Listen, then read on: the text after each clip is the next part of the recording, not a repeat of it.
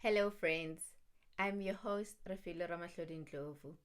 Welcome to the Village Conversations podcast, a space where you get your weekly dose of inspiration through the mini devotionals that I share on here. Thank you for tuning in to today's episode. If it is your first time here, a warm welcome to you. I hope you are left the space inspired and encouraged by the message that I'll be sharing here. Do not forget to subscribe, review, and share this podcast with your friends, your family, and your wider network.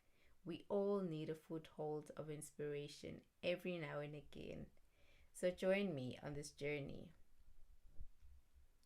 Following last week's declaration that the resurrection of Christ brings with it a new beginning and a fresh start for our lives, this week I want to get into the detail of how we can go about this by highlighting some of the things which can help us get started on making things happen in our lives.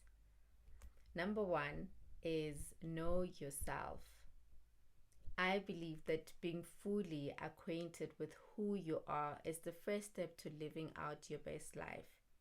Knowing yourself encompasses an understanding of your strengths, your weaknesses, your opportunities, and your threats.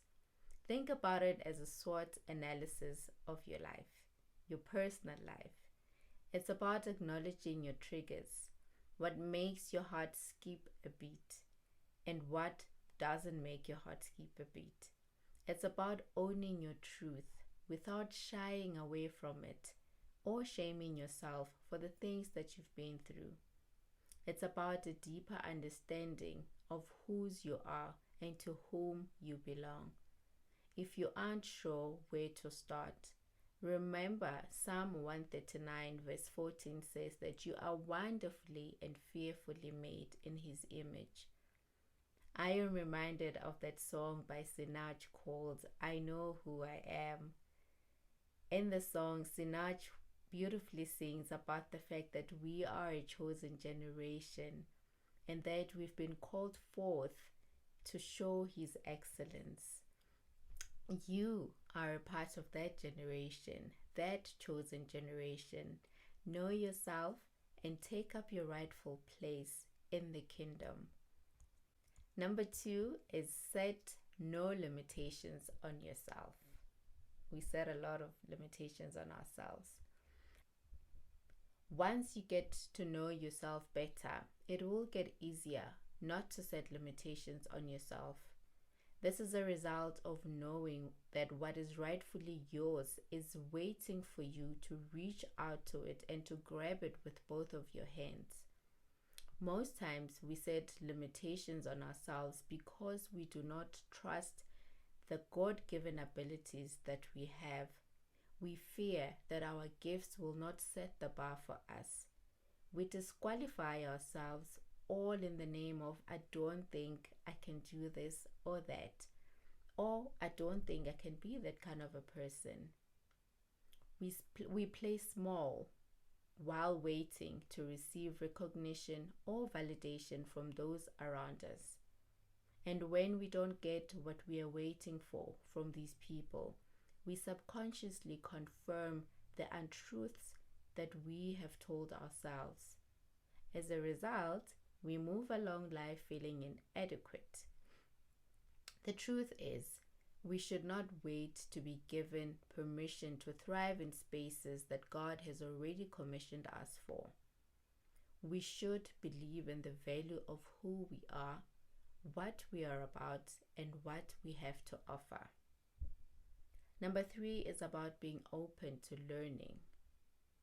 How many times have we heard or even said, this is how I've always done it.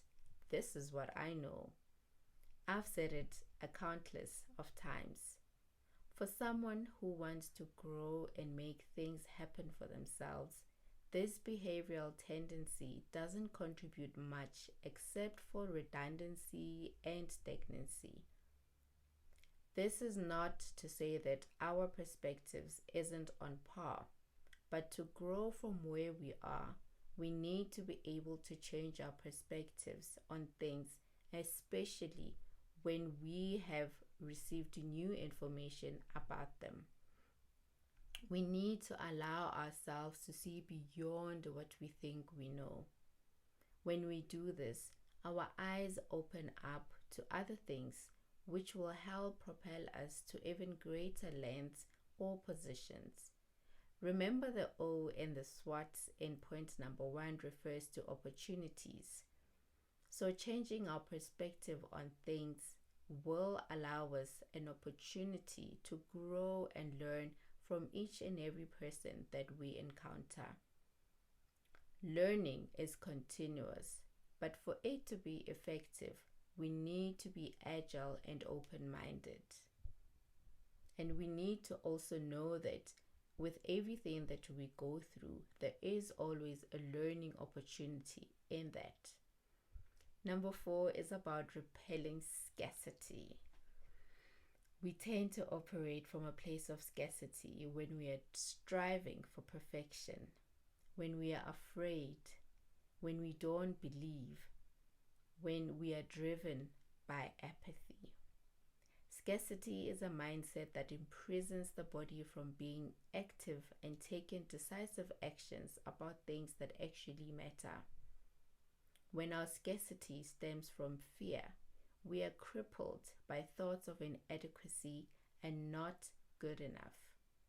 We think, what if they don't like what I'm offering? What if they are not interested in what I have to offer? What if they think I'm stupid for asking this kind of a question? These thoughts and more fill our minds and eventually our hearts with fear, leading to life paralysis.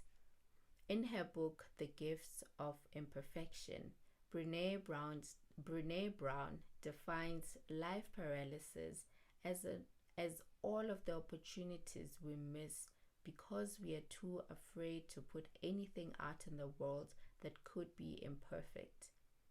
It's all about all of the dreams that we don't follow because of our fear of failing, making mistakes, and disappointing others.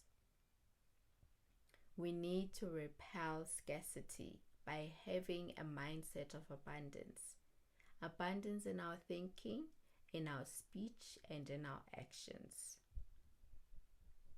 To dispel any limitations or negative vibes from our lives, we need to feed our subconscious mind with the truth, life-giving words, affirming mantras, and so forth on a daily basis. We need to operate from a place of abundance and not scarcity. We need to be faithful.